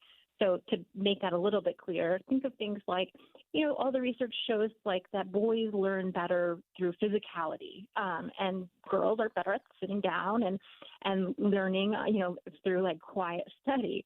And which is favored in our traditional higher ed system right now is that sit down, quiet studying type of learning. And we've kind of poo-pooed a little bit the more active style of learning, whether they be in the trades through more active work or even through just on-the-job training through things like apprenticeships that might actually be a better match for the aptitudes that we see men displaying on average more than women. Yeah, and it's such an interesting thing. And going through one of the pieces that you've written, Beth, you did mention our friend Richard Reeves and the fact that with his liberal bona fides strongly in place, he gets away with saying some things that maybe somebody on the conservative side of the spectrum wouldn't be able to say.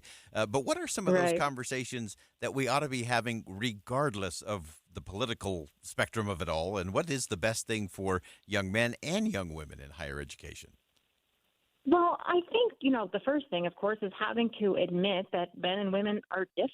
And, we've seen popular thinkers canceled for highlighting those differences. And we may need to acknowledge that our education systems need to support men and women differently, or at least offer different types of programming that would favor the types of aptitudes that men tend to have more often. So again, I think this is moving away from the traditional classroom lecture style education system and towards something that can be a bit more hands-on and requires less of, that ability to engage in quiet activity and very high levels of executive function, to manage the ability to get through coursework and connect all the dots that need to be connected in order to complete a college degree, because it actually requires a very high level. I think there's a lot of movement towards consumer-friendly higher education that would probably advantage men more than women, or play to men's weaknesses on average relative to women more than to women.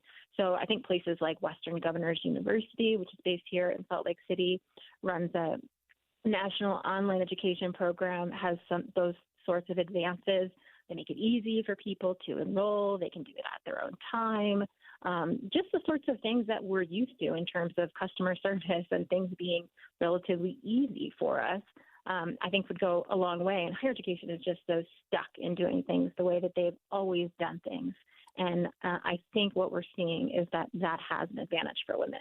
Yeah. And so we just in our last minute or so here, Beth, as you look at some of the challenges, you mentioned some of those non-traditional schools. Trade schools have also been surging a little bit. That might be a value shift for men. Give us kind of a sense in terms of what you're watching as we roll into 2024 in terms of trends or things that might be shifting that might help, again, both men and women. Well, the challenge has always been for these new types of education to compete with the old guard. And I think what we're seeing happening is that people are becoming critical of kind of old school higher ed. And I think that's great, because that's going to mean more opportunities for new business models to get involved. It means more options for students as they consider a pathway to a career. I love that. Beth Akers always gets us right to the heart and the essence of the issue, especially when it comes to higher education. Beth's a senior fellow at the American Enterprise Institute. And Beth, we always appreciate your insight and perspective on the show. Thanks so much for joining us today. Yeah, great to talk to you. Take care. Great perspective there from Beth, looking at higher education and those education gaps. So important that we get to that part of the conversation. We're going to step aside for some bottom of the hour news. And on Friday, we like to look back at some of the things that stood out for me this week, some conversations that were important, some things that I learned or some things that I thought differently about. We'll do that coming up next. Stick around. We'll be right back.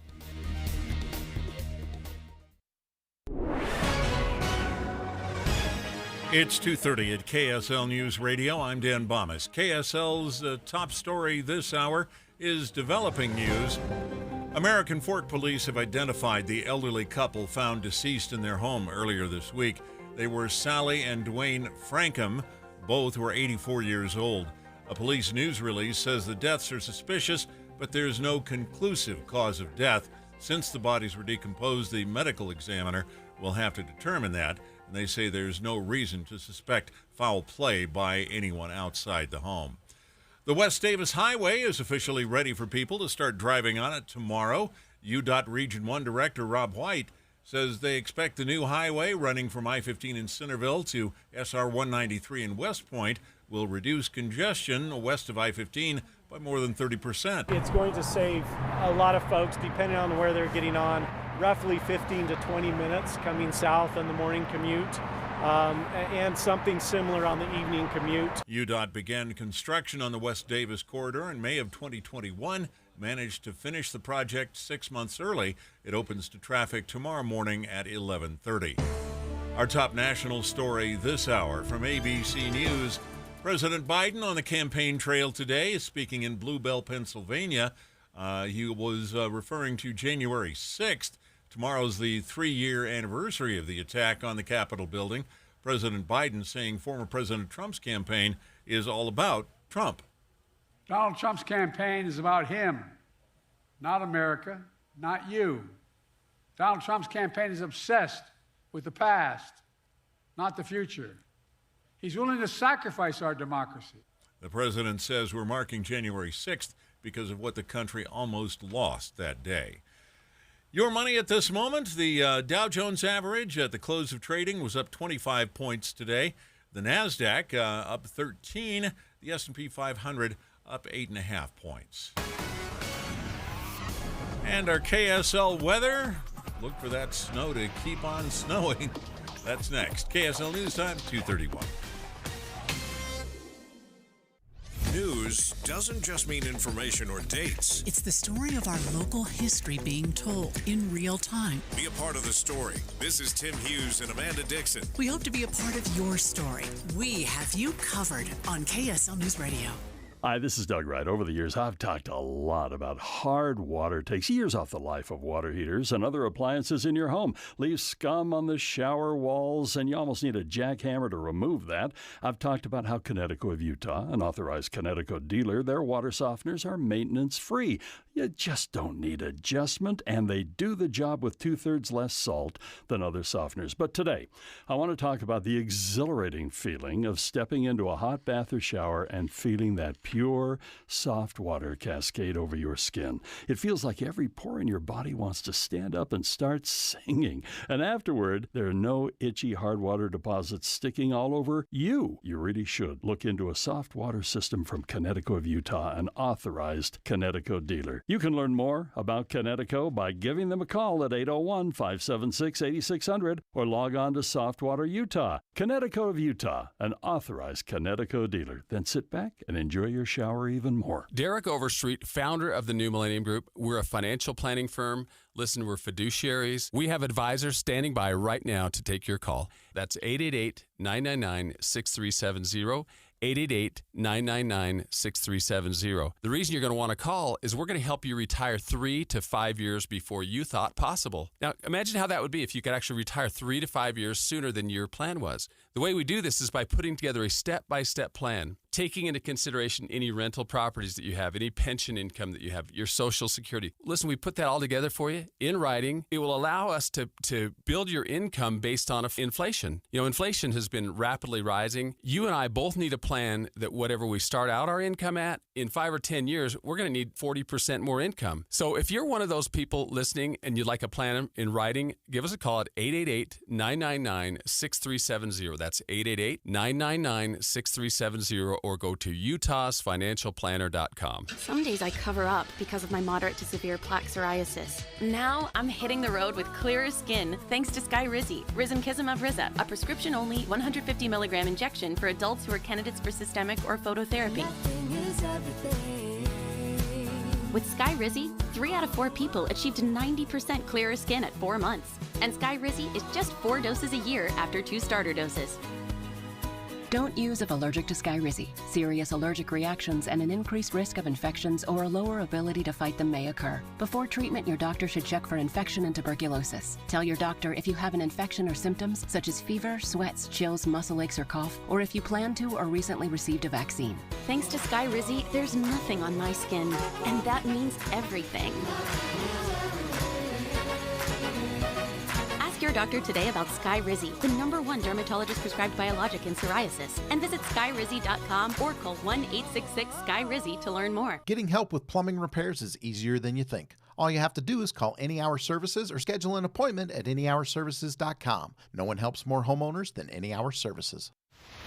Traffic and weather together, brought to you by Sinclair. Save up to 20 cents with Dino Pay.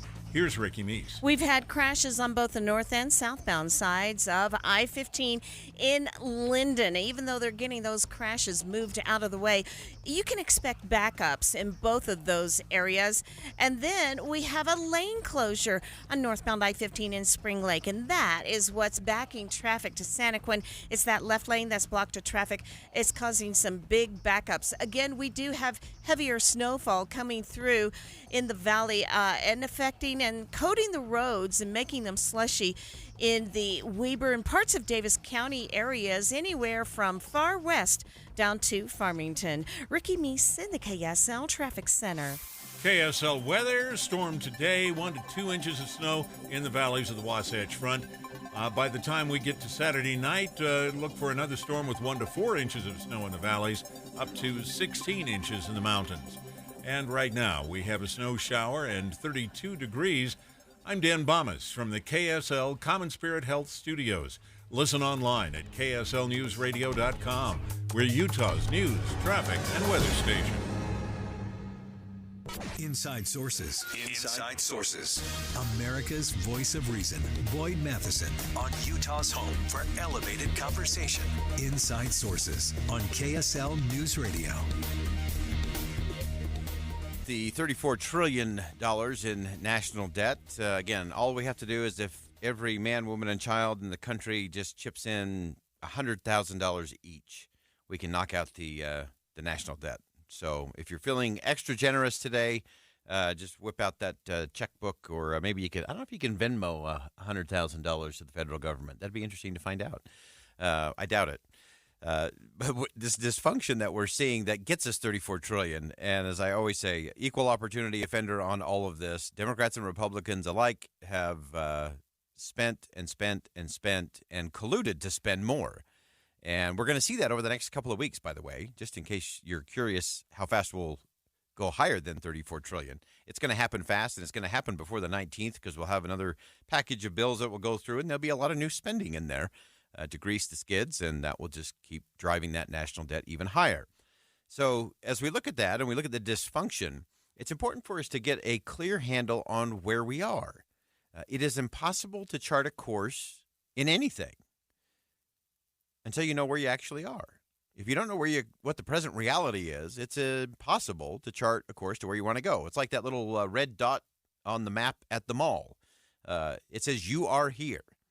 So we have to have a clear understanding of where are we and what is the root cause of all this dysfunction in our nation's capital. And so I want to attack that from a couple of different aspects as we look at some of the drivers of dysfunction, which also drive national debt, increase inflation, and put more problems and more pressure on American families.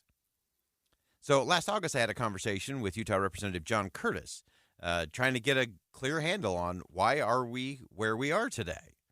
And we talked about his firsthand experience in Washington, seeing wrong behaviors rewarded, backwards incentives amongst the members of Congress. So it's been my observation that the bad behavior is rewarded and good behavior is ignored back there. And that's by the media, it's by donors, it's by constituents. And so it tends to attract those who will do and say things that get a lot of attention but don't really get anything done, and often actually are very detrimental to the process. Representative Curtis also talked about some of his own experience with seeing the attention going to the wrong things, and how not engaging with the culture war issues of the day is often seen as negative rather than a focus on the real work of where government should be focused. There was a time when I was down in southern Utah, We were working on some really important things for the Navajo tribe with all of my staff, and people back in the district were mad that I hadn't responded to a tweet of President Trump that morning. And that's where I felt like, gosh, I wish you could see what I was doing that you would have pulled me off of to respond to that tweet. And that's why I say, if you look at the whole body of work, what overall are you doing? What things are you accomplishing? Not what did you do in that one moment or what did you do with that tweet? So it's an important thing. It often happens in our nation's capital, and it's across the board, where you have good Democrats and good Republicans who are out serving their constituents, doing the right things, but then the constituents get upset because they're not on national cable news, or they don't have a tweet that has gone viral, or some video on TikTok that has been seen by a gazillion people. Like, do you want them to be popular? Do you want them to be celebrity? Or do you want a statesman or a stateswoman or someone who can actually lead or actually legislate? I know that's radical stuff, but we're rewarding all the wrong behaviors. And instead, what we do is we foster bad habits in members of Congress because of what we reward. This is how Congressman Curtis described it. I don't mind telling you, I felt a little hypocrisy myself with this one. I think we all do this. I think it's, some votes I have taken that either protect a Republican or hurt on the Democrat. But I think this is one of the things we all need to work on better, and that's calling out when people with our political philosophy do things that are not acceptable, and not over, and use that exact same standard on the other political side. And I don't mind telling you, I think we all struggle with this one. And then finally, I want to get in one more piece from Representative Curtis from our conversation. He spoke of the lost art of stateswomanship, and how that may be the real starting point is to rethink what we're actually looking for in our members of Congress. I'll give you an example. So I went through an election last year and then met with a lot of people, talked with a lot of people. I didn't hear once the term statesman.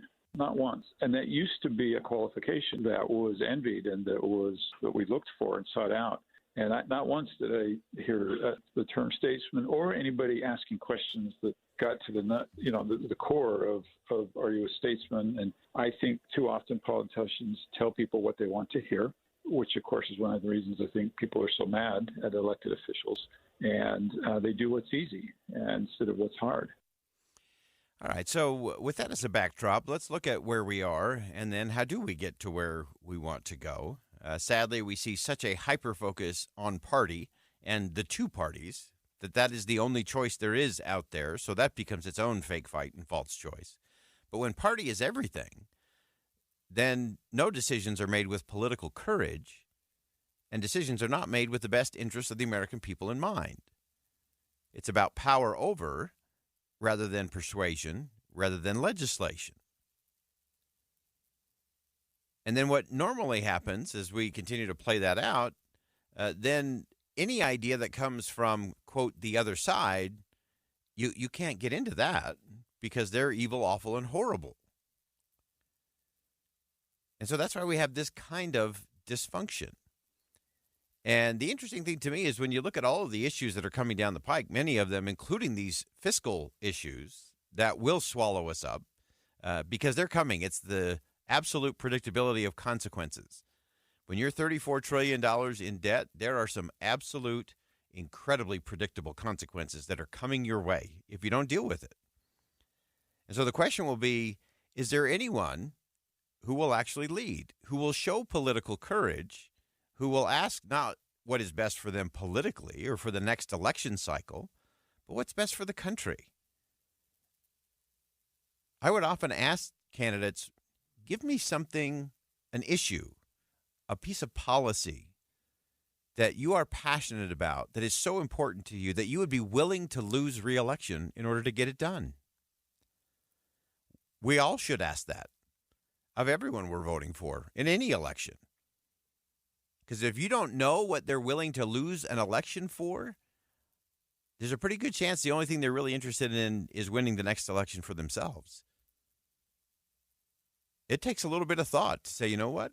If I could solve the national debt and it would cause me to lose the next election, would I do that? That's a good question. Solving the border issue? revamping our immigration system, dealing with health care? Would you really be willing to lose an election in order to get that done and done right? Or to at least get it on a path that would be helpful to the American people? Because until we start getting politicians and elected officials who can think that way, who are willing to have that kind of political courage, we're going to keep getting the dysfunction that we've been getting, and we'll deserve it. It's a natural byproduct. And it's part of those absolute predictable consequences that come. And the path that we're on with performative politics is we're heading more and more to a kind of kakistocracy where the least capable, the least qualified will be those sitting in power, because the good people are going to say, you know what, that's crazy town, and I'm not interested in that. I can make a difference in my community. I can go run a business. I can be part of a nonprofit. And the best and brightest of the country will see that they can do more good elsewhere. And we need them elsewhere, and we need them in Congress, and we need them in the White House, and we need them in governor's mansions, and we need them in City Hall and county council offices. We need them in all those places. But we have to expect different, which means we have to ask different questions as voters. We can point out the dysfunction. It's very easy to see. It does not take a magnifying glass to see the kind of dysfunction that we are dealing with in the country.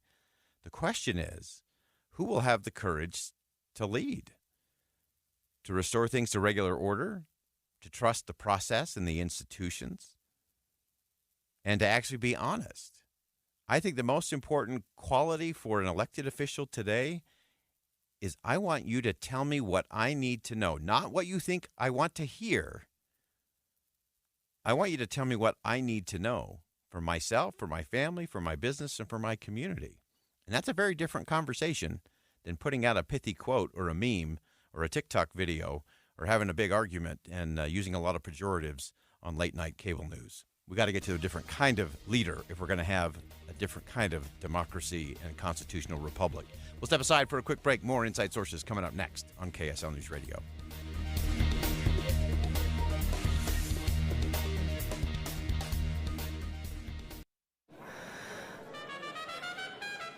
Denise has been playing jazz for 40 years. Last concert, one of the musicians fell sick with RSV. Respiratory syncytial virus, or RSV, is a highly contagious virus that can lead to breathing problems. This time, she's choosing to help protect herself with Pfizer's RSV vaccine, Abrysvo. Abrysvo is a vaccine for the prevention of lower respiratory tract disease caused by respiratory syncytial virus, RSV, in adults 60 years of age and older. Abrysvo is not for everyone and may not protect all who receive the vaccine.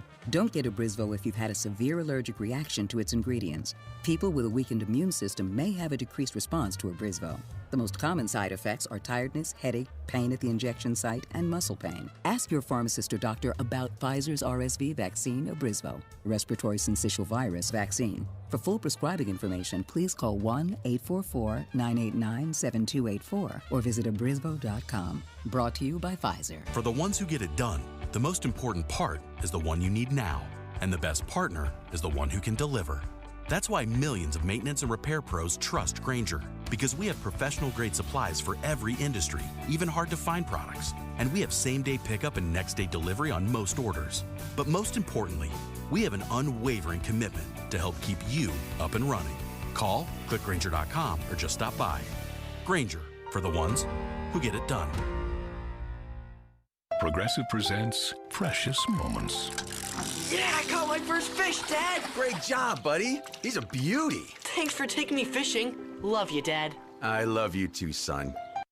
The exchange you just heard didn't actually happen, but it could. Bundle your home and other vehicles with Progressive and you could use the savings to make sure the boat's always ready for those magical father-son moments. Who knows, maybe someday he'll actually like fishing. So keep the dream alive and the savings coming with Progressive. Progressive Casualty Insurance Company, affiliates, and other insurers. Not available in all states.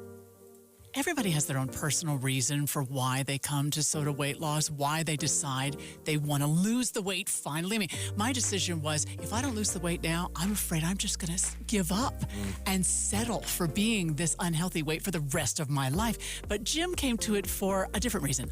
My decision was personal from the standpoint of, I have the family history of family members being obese, and I did not want that. And I figured now would be a good time that I could take control of something. Take control of something. Yeah, and let me tell you why it's also a good time to do it right now, because you could win a full year of Soda's amazing program and a $2,000 wardrobe makeover in Soda's Shape Up Showdown. Here's all you have to do.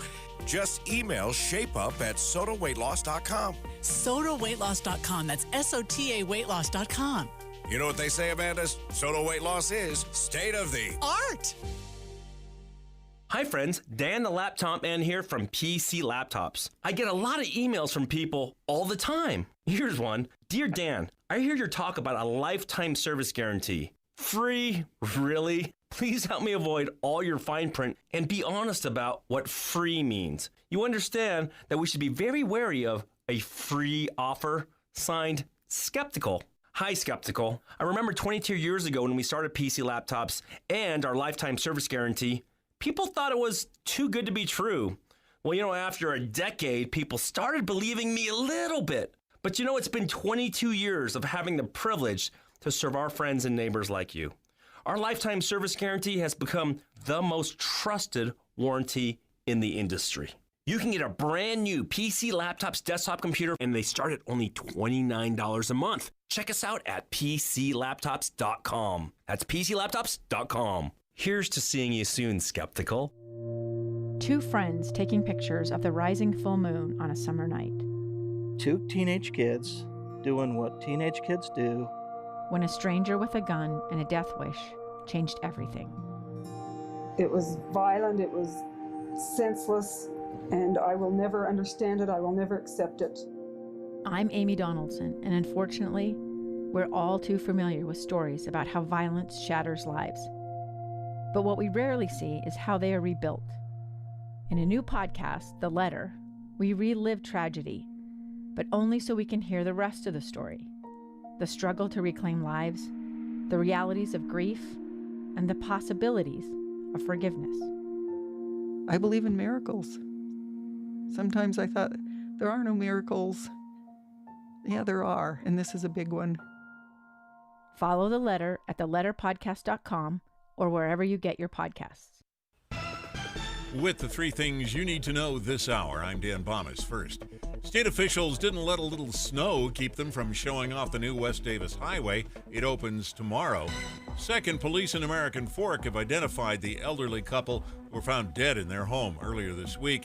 They say the medical examiner will have to determine how they died. Third, in a campaign speech today, President Biden focused on what he calls the danger to democracy posed by his likely Republican opponent, Donald Trump. Right now, 32 degrees with a snow shower in Salt Lake City. Back to Inside Sources on KSL News Radio. Hear elevated conversation on crucial issues. Boyd Matheson on Inside Sources. Welcome back to Inside Sources here on KSL News Radio. It's great to be with you today. As always, I am Boyd Matheson. As we round out the week, very interesting on a Friday. Typically not a big day for political news, but there has been a whole lot going on in the race for the White House for 2024. Two of the top three Republican candidates had big-time town halls in Iowa last night, leading into just a little over a week away to the Iowa caucus. And President Joe Biden delivered his first major speech on the campaign trail for 2024 at no other location than Valley Forge, a historic setting. The president likes that. The interesting thing to me that I want to cover in our last segment of the program today is I want to break these down. And again, I don't care who you're going to vote for or who you like or who you don't like, just from a strategy and a communication standpoint, and something that we all should be watching for and expecting different regardless of who we want to vote for in the end. So of everything that I heard, both last night in the Republican town halls in Iowa and the president today, I got a really heavy dose and a clear understanding, as if I didn't already have it, of what these candidates are against. And they are all against each other and former President Donald Trump. And fascinating to me that Nikki Haley, Ron DeSantis, and Joe Biden gave a lot of their voice time and a lot of their headspace to the former president. Now, I get it. He's a big force. He is a big presence in these campaigns, and will have an outsized influence in terms of what happens over the course of 2024. But I think you have to be careful. If all you do is focus on what you're against rather than your vision of what you're for and the future of the country, you get lost in all of that. And the American people want to know, they know what you're against. They know who you're against. They want to know what you're for. And I think that's an important part of our conversations and debate in this country that we've actually lost.